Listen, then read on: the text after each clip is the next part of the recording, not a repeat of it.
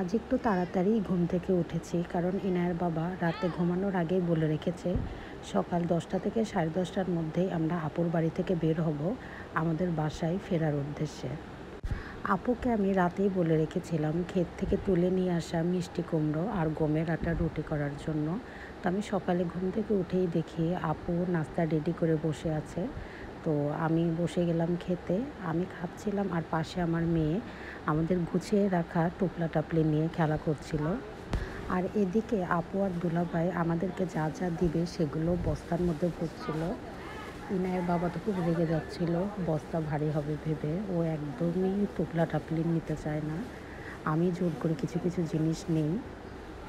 ইনায়ের বাবা বারবার বলছিল একটার বেশি ব্যাগ যেন না হয়, কিন্তু দুলাভাই আর আপু বেশি বেশি করে সব কিছু দিতে চাচ্ছিল। বিশেষ করে পেঁয়াজ, ওদের ইচ্ছা ছিল অনেক বেশি করে পেঁয়াজ যেন আমরা নিয়ে আসি।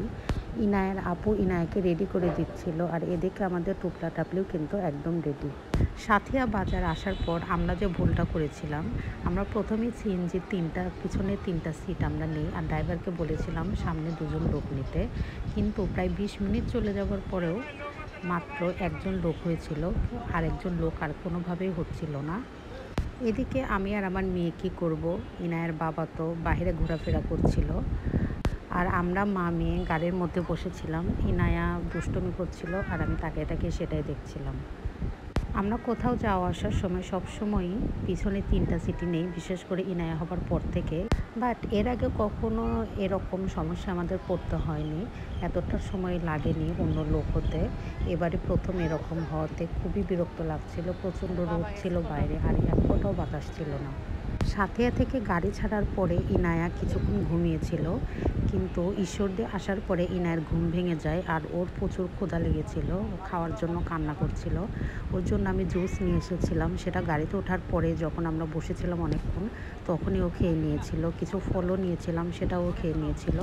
তাই ওর জন্য কোনো খাবার আর আমার কাছে ছিল না।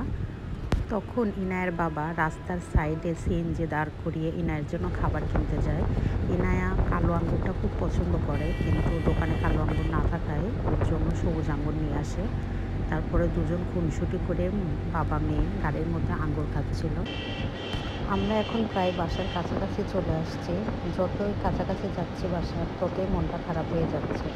অথচ এই রাস্তা দিয়ে যখন যাচ্ছিলাম বাড়ির উদ্দেশ্যে, তখন কতটাই ভালো লাগা কাজ করছিল মনের মধ্যে, কতটা আনন্দ হচ্ছিল। ইচ্ছে আছে বর্ষার সময় আবার বাড়ি যাওয়ার। জানি না আল্লাহ তাআলা সেই তৌফিক দান করবেন কিনা।